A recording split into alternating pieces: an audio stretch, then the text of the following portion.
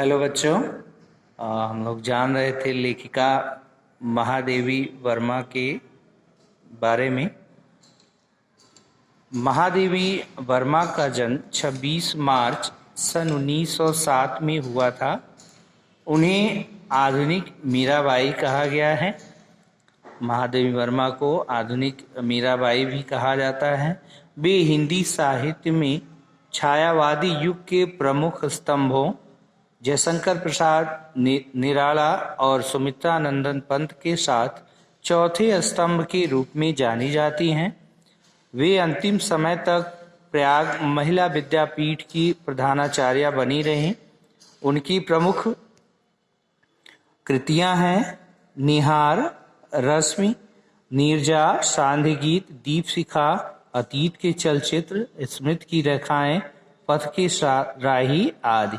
उन्हें कई सम्मान पुरस्कार भी प्राप्त हुए हैं, जिनमें प्रमुख रूप से यामा के लिए ज्ञानपीठ पुरस्कार, पद्म भूषण, पद्म विभूषण, मरणोपरांत आदि हैं। उनकी मृत्यु 11 सितंबर 1987 को हो गई। अब हम इनके संस्मरण को पढ़ते हैं। महादेवी वर्मा के द्वारा लिखित इस संस्मरण में पशुओं की समझदारी, वफादारी और मार्मिक संवेदनाओं के बारे में बताया गया है कि जिस प्रकार मनुष्य के अंदर मानवीय संवेदनाएं होती हैं, ठीक उसी प्रकार से पशु पक्षियों के अंदर भी संवेदनाएं होती हैं और वो अपने माध्यम से उन्हें व्यक्त करते हैं। जिस प्रकार मनुष्य अपनी सुख दुख के समय अपनी संवेदनाओं को व्यक्त करता है, तो इस संस्मरण के माध्यम से उन्होंने इसी चीज के बारे में बताया है कि महादेवी वर्मा द्वारा लिखित संस्मरण नीलू पशुओं की समझदारी, वफादारी और मार्मिक संवेदनाओं को वर्णित करने वाली रचना है। इसमें लेखिका ने नीलू और उसकी माँ लूसी का भावपूर्ण चित्रण किया है। लूसी का सेवा भाव उन्हें अचंभित करता है, तो नीलू का उनके प्रति पुत्र समान प्रेम भी भाव विभोर कर देता है। नीलू की कथा उसकी माँ की कथा से इस प्रकार जुड़ी है कि एक के बिना दूसरी अपूर्ण रह जाती है। यानी नीलू की और उसकी माँ जो लूसी है, इन दोनों की कहानियां जो आपस में इस प्रकार जुड़ी हैं कि एक दूसरे के बिना जो है वह अधूरी है। उसकी अल्सेशियन माँ लूसी के नाम से पुकारी जाती थी। अल्सेशियन ये कुत्ते की प्रजाति है। अल्सेशियन की थी ये लूसी, पुकारी जाती थी। हिरणी के समान वेगवती, यानी वेगवती का अर्थ है तीव्रता, वेग से, तीव्रता से, तेजी से, तो वह उसमें हिरणी के समान तीव्रता थी लूसी के अंदर।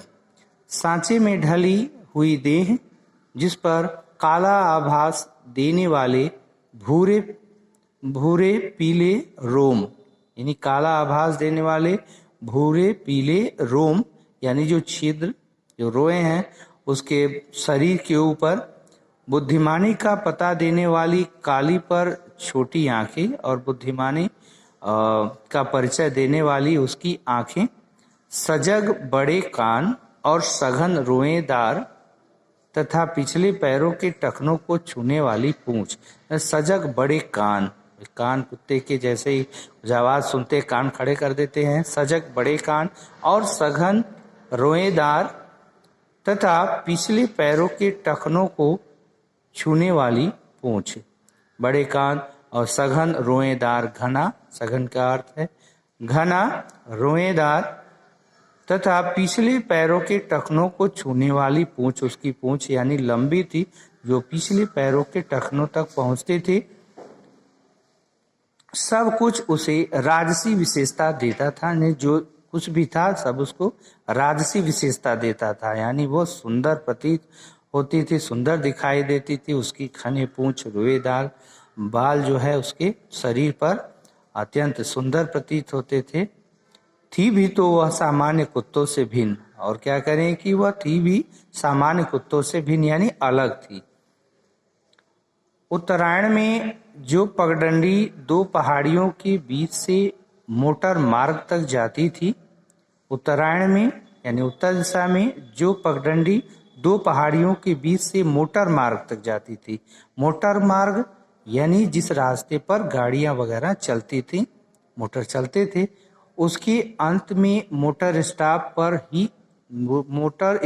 पर एक ही दुकान थी और अंत में वहां पर एक मोटर स्टॉप यानी जहां पर मोटर वाहन आज रुकते थे, वहीं पर एक दुकान थी जिससे आवश्यक खाद्य सामग्री प्राप्त हो सकती थी। जैसे कि आवश्यक यानी जो भी जरूरी खाने पीने की चीजें हैं वो वहां से प्राप्त हो सकती थी।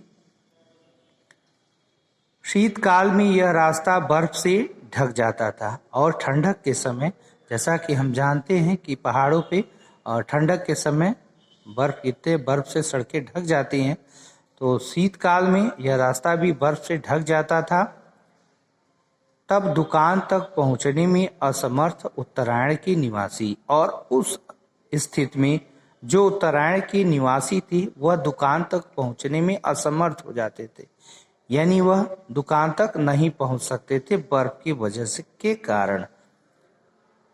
असमर्थ उत्तरायण के निवासी लूसी के गले में रुपए और सामग्री की सूची के साथ एक बड़ा थैला या चादर उसे बांधकर उसे सामान लाने भेज देते थे। यानी वो क्या करते थे, जब वो उत्तरायण के निवासी ठंडक के मौसम में बर्फ की वजह से नहीं जा पाते थे दुकान पर, तब वे वहीं पर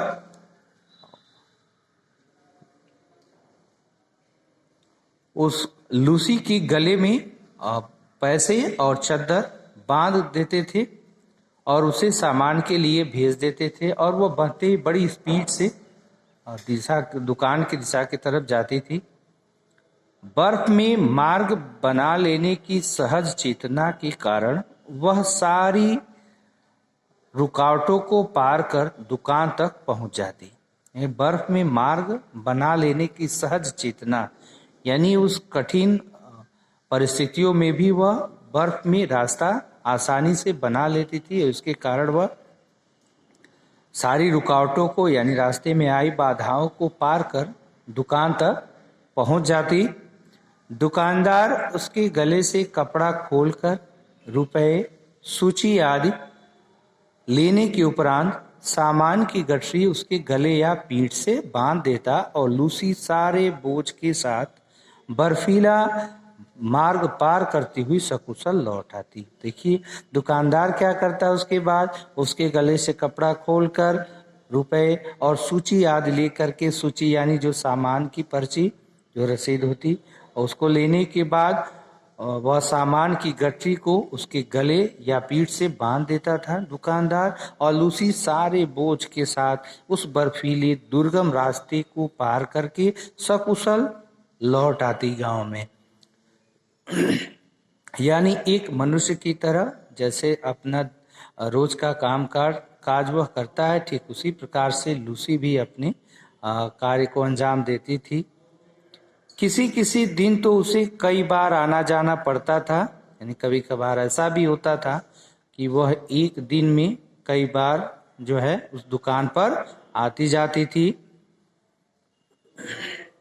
पर लूसी को मंगवाने वालों के भुलक्कड़पन से कभी कोई शिकायत नहीं रही। लेकिन लूसी ये कभी भी ऐसा नहीं हुआ कि वह दुकान पर न जाना चाहती हो, लोगों के भुलक्कड़पन से, यानी जो भूलने की आदत होती है, तो एक बार में पूरा सामान न बताने के कारण, सूची में न लिख पाने के कारण उसे फिर दोबारा जो है दुकान पर जाना पड़ता था, तो इसकी शिकायत वह कभी नहीं करती थी। गले में कपड़ा बांधते ही वह तीर की तरह दुकान की दिशा में चल देती, यानी जैसे ही उसके गले में कपड़ा आता बंधता, ठीक उतनी स्पीड से वह जैसे ही बंधता वह तीर की तरह दुकान की दिशा में चल देती थी। एक दिन अधिक ऊंचाई पर बसे किसी पर्वतीय गांव से बर्फ में भटकता हुआ एक भोटिया कुत्ता दुकान पर आ गया और उसी समय एक भोटिया कुत्ता उस दुकान पर आया और लूसी से उसकी मैत्री हो गई और लूसी से उसकी मित्रता हो गई। उन्हीं सर्दियों में लूसी ने 2 बच्चों को जन्म दिया और उसी सर्दी के समय में लूसी ने 2 बच्चों को जन्म दिया, किंतु उनमें से एक तो शीत के कारण मर गया और दूसरा उस ठिठुराने वाले परिवेश से जूझने लगा। यानी एक बच्चा उसका उस ठंड के मारे मर गया सर्दी में और दूसरा जो है अपने जीवन को बचाने के लिए जद्दोजहद करने लगा, यानी उस परिवेश से जूझने लगा। 4-5 दिन के बच्चे को छोड़कर लूसी फिर दुकान तक आने जाने लगी थी और मात्र 4-5 दिन के ही उस बच्चे को छोड़ करके लूसी जो है अपने काम को फिर अंजाम देने लगी। यानी उस ठंड के मौसम में वह जा करके दुकान से बर्फीले रास्ते से हो करके वह दुकान पर जाती और सामान लेकर के लोगों तक सकुशल पहुंचती थी। एक संध्या के झुटपुटे में लूसी ऐसी गई कि फिर लौट ही न सकी। एक संध्या के समय यानी शाम के समय झुटपुटे यानी जब दिन और रात का ये शाम का समय होता है, हल्का हल्का उजाला रहता, अंधेरा होने लगता है, तो उसी समय लूसी जो है दुकान पर गई, लेकिन फिर वहां से लौट ही न सकी, फिर वहां से लौटी नहीं कभी। शीतकाल में घ्राण शक्ति के कुछ कुंठित हो जाने के कारण कुत्ते लकड़बग्घे की आने की गंध पाने में असमर्थ रहते हैं। करें कि शीतकाल में घ्राण शक्ति यानी जो सूंघने की क्षमता होती है, कुत्तों की जो सूंघने की क्षमता होती है उसको घ्राण शक्ति कहते हैं। तो उसमें कमी हो जाने के कारण, कुंठित हो जाने के कारण कुत्ते लकड़बग्घे के आने की गंध जो है वह पाने में असमर्थ रहते हैं और उसके अनायास आहार बन जाते हैं और अनायास ही उसके भोजन बन जाते हैं। लूसी के साथ भी ऐसा ही कुछ हुआ था और इसी प्रकार की घटना कुछ लूसी के साथ भी हो गई थी। सो स्टूडेंट, आज के वीडियो में बस इतना ही। अब आगे की भाग को लेकर के फिर हम उपस्थित होंगे नेक्स्ट वीडियो में।